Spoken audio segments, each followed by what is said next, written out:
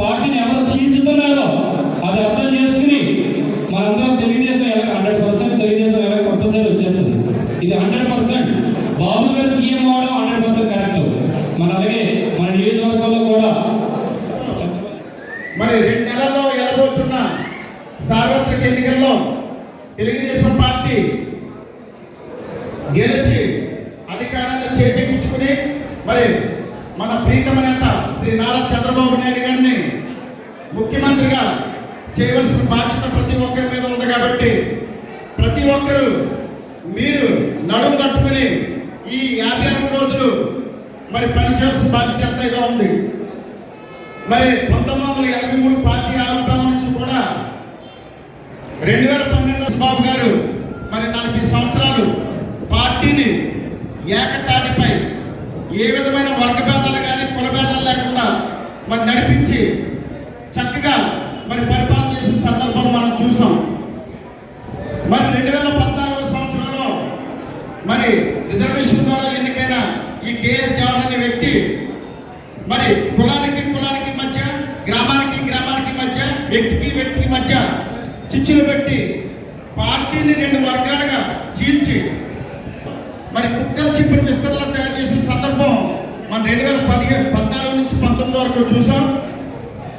మరి అదే ఉద్దేశంతో మన పార్టీ నాయకత్వం అంతా 2018-19లో మరి కార్యక్రమాలు చేసి సదరు వ్యక్తిని నియోజకవర్గం నుంచి పారద్రోలడం జరిగింది. మరి ఈ అభివృద్ధి పరిపాలన ఇది కరెక్ట్ కాదు.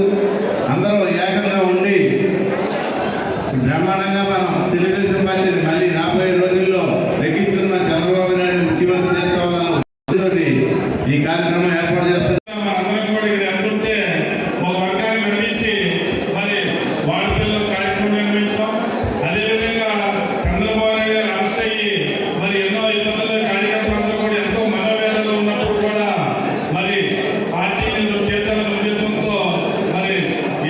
ప్రవర్తించారో మీ అందరికీ తెలుసు. ప్రతి కార్యక్రమాన్ని కూడా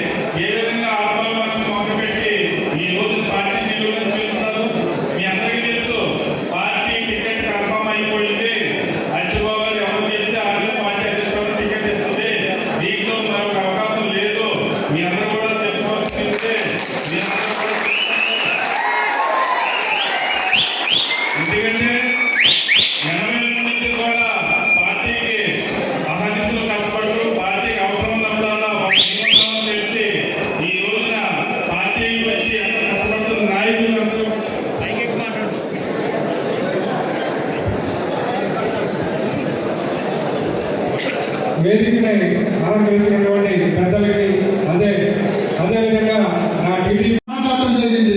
మరి ఇక్కడ సన్నద్ధులు దద్దరులు మా కొబ్బరి నియోజకవర్గ నాయకులైతే ఉద్యోగులు అని చెప్పి అడుగుతున్నారు. ఈరోజు మా కొబ్బరి నియోజకవర్గ సన్నద్ధులు దద్దరులే కాదు, మేము ఈరోజు కొబ్బరి నియోజకవర్గ టీడీపీ మళ్ళీ ఖర్చు కూడా టీడీపీని మేము నిరూపించుకుంటాం. మళ్ళీ తెలుగుదేశం పార్టీ విజయకేతని కొబ్బరి నియోజకవర్గంలో ఎగవేసి చంద్రబాబు నాయుడు గారిని గెలిపించుకొని మరి ఎవరైతే అచ్చుబాబు గారు ఇక్కడ మరి కీలక పాత్ర వహిస్తున్నారో ఆయన కొనసాగలో ఈ కొబ్బరి నియోజకవర్గం ముందుకు సాగుతుంది. అదేవిధంగా బీజేపీ కమిటీ కూడా గత కొన్ని రోజులుగా నివేదిక తయారు చేస్తుంది. మరి గత 52 రోజులుగా మరి మన చంద్రబాబు నాయుడు గారు జైల్లో ఉన్నప్పుడు ఇక్కడ కొబ్బరి నియోజకవర్గ పార్టీ నాయకులు కార్యకర్తలు ఎంతో కష్టపడి రేంబోళ్ళు కష్టపడి ఇక్కడ నిరసనలు కానీ పోరాటాలు కానీ దేశాలు కానీ చేయడం జరిగింది. మరి అతను ఆ టైంలో కూడా వర్గ రాజకీయాలు చేస్తూ మరి చంద్రబాబు నాయుడు గారు బొమ్మను కూడా పక్కన పెట్టి అతను బొమ్మను ప్రమోట్ చేసుకుంటూ పాదయాత్ర చేయడం మనం అందరం చూసాము. ఈ రోజు చాలా మంది చెప్తారు, బయట చాలా మంది ఉన్నారండి. బయట చాలా అందరూ కూడా బాగుండాల్సిందే కోరుతున్నాం. మాది దుమ్మేరు గ్రామం అండి. నేను పువ్వుల అసిస్టెంట్ అధ్యక్షుడిని. ఈరోజు ఈ సమావేశానికి ముఖ్య ఉద్దేశం జవహర్ మనకు వద్దు, టీడీపీ ముందు మాకు అచ్చుబాగా ఉందండి. అచ్చుబాగా ఎవరు చెప్తే అలాగే చేస్తాం అని మేము నిదానంతో మేము ముందుకు వచ్చాం. అదేవిధంగా మరి 2000 మనకి రిజర్వేషన్ ఎస్సీ రిజర్వేషన్ కమిటీ నుంచి 2009లో టీవీ రామారావు వచ్చారండి. టీవీ రామారావుని అఖండ మెజారిటీతో మరి మన జమీందారానికి కృష్ణబాబు గారిని మెజారిటీ ఎక్కువ వచ్చింది. అంటే మనం కష్టపడి వచ్చింది. అలాగే మన జమీందారు నిలబెట్టారు కాబట్టి టీవీ రామారావు అంటాడు. అదేవిధంగా 2014లో 13 రోజుల్లోనే కేఎస్ జవహర్ అనే వ్యక్తిని మనం ఎమ్మెల్యే చేయడం జరిగింది. అతి స్వల్పకాలంలో ఎమ్మెల్యే అయినటువంటి ఆయన మరి మన అచ్చుబాబు ఏ విధంగా కష్టపడడానికి సీట్ వచ్చింది, ఏ విధంగా ఇంకా మాట్లాడితే సీట్ వచ్చిందనే విషయాన్ని మర్చిపోయి ఈ రోజు ఈ నియోజకవర్గంలో పరిపాలిస్తున్న టీడీపీ ఎమ్మెల్యేలు కానీ ఎంపీటీసీలు కానీ జడ్పీటీసీలు కానీ అచ్చుబాబు డబ్బులు ఎవరైనా నగ్గరండి అచ్చుబాబు డబ్బులు ఎవరు నగ్గలేరు.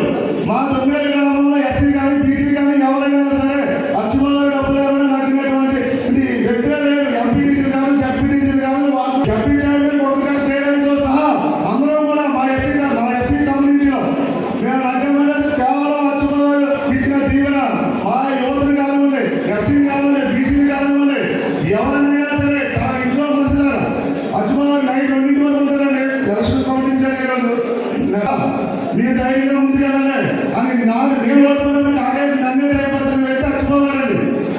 అచ్చుబాబు 40 లక్షలు ఖర్చు పెట్టారు నా కోసం. ఇదే కేఎస్ జవహర్ అనే వ్యక్తి నందుబాటు జిల్లాలో